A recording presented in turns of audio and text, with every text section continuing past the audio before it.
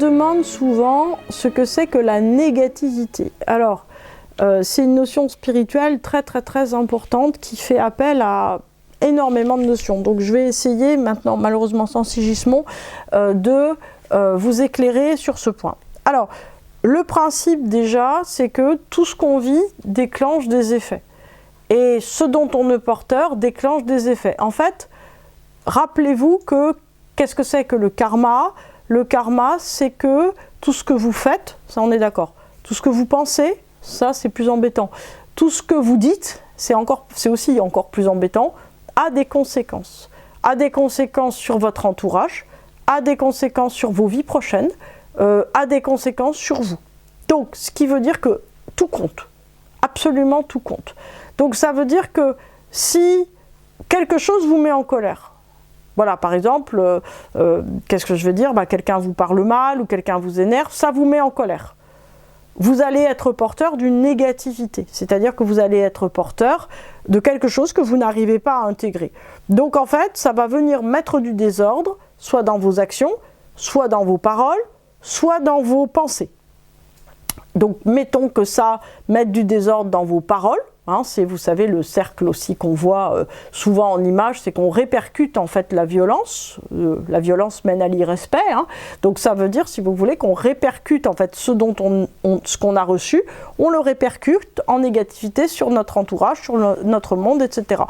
Ça ne s'arrête pas là, c'est-à-dire que ça vient se répercuter sur le monde extérieur qui va nous renvoyer un désordre.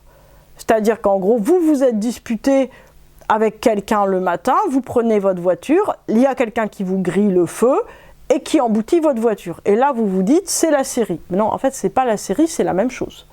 C'est ça qui est très important à comprendre. Ce qui est important en fait à comprendre, c'est qu'il y a une continuité totale dans tous les événements de notre journée. C'est-à-dire que la première chose à faire, en fait, quand vous avez récupéré quelque chose de négatif, ça va être non pas de vous calmer ou de le mettre dehors, mais en fait de l'intégrer pour le dissoudre. Puisque la seule manière d'arrêter la négativité, c'est d'arriver en fait à défaire tous les petits nœuds qui enserrent cette négativité pour lui permettre en fait de se, de se déverser en fait de manière égale sur tout un tas de domaines de pensée, de paroles, de faits dans votre vie, de manière à ce que ça soit absorbé au lieu de faire une grosse poche de poison.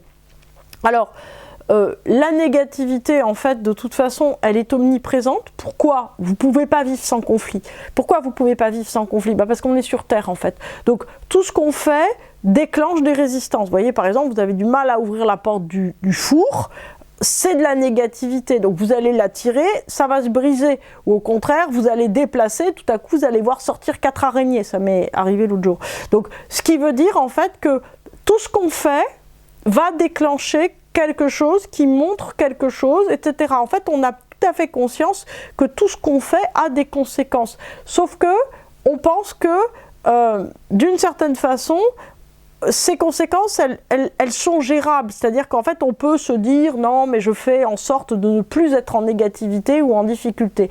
En vérité, on va répercuter les choses. Par exemple, quelqu'un qui a un accrochage en voiture. Il se dit « Ah, mais c'est terrible, j'ai eu un accrochage en voiture, etc. » La bonne manière de penser, c'est de se dire qu'il y avait une négativité très importante et que donc, par exemple, on peut se dire que nos anges gardiens ou notre esprit ou notre manière d'essayer d'harmoniser les choses a fait qu'il n'y a pas seulement, il y a juste un accrochage en voiture et pas un accident grave.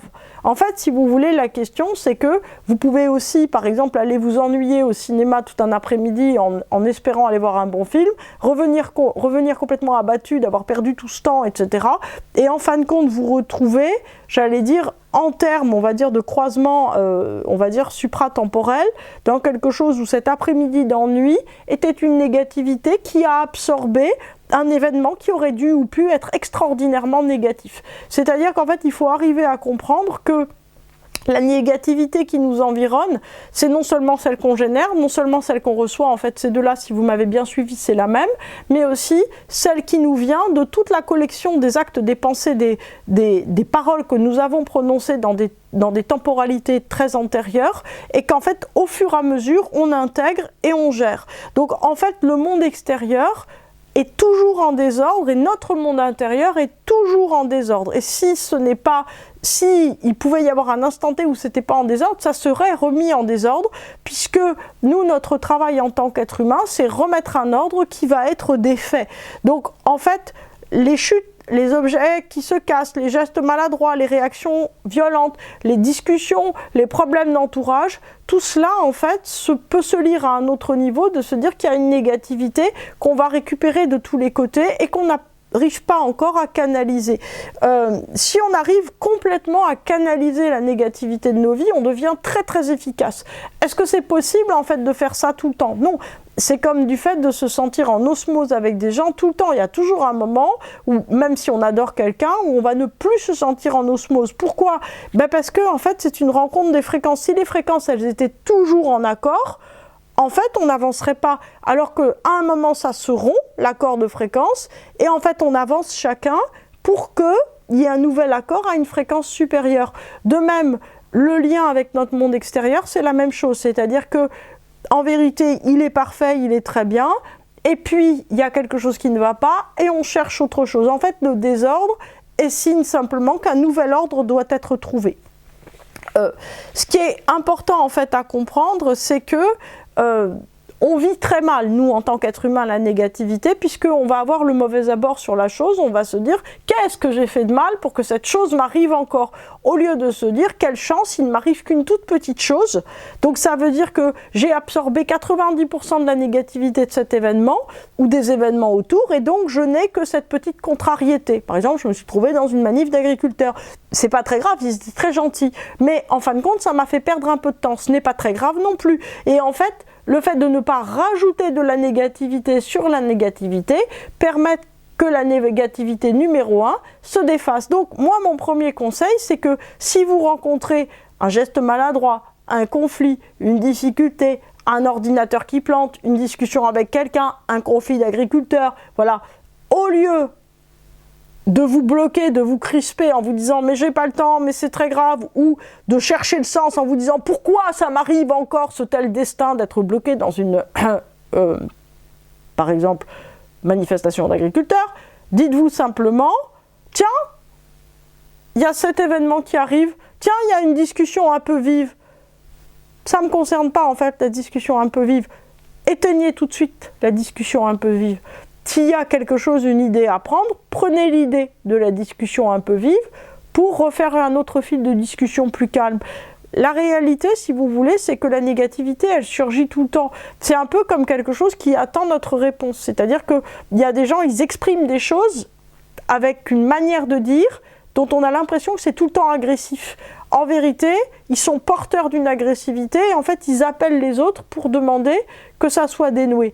Quelquefois, c'est tellement agressif que vous ne pourrez pas. Donc il faut juste attendre que ça se calme et que ça redescende pour arriver à le prendre. Mais en aucun cas, vous ne devez prendre cette agressivité pour une agressivité avec laquelle vous allez pouvoir vous redéclencher une agressivité parce que le karma, il naît comme ça.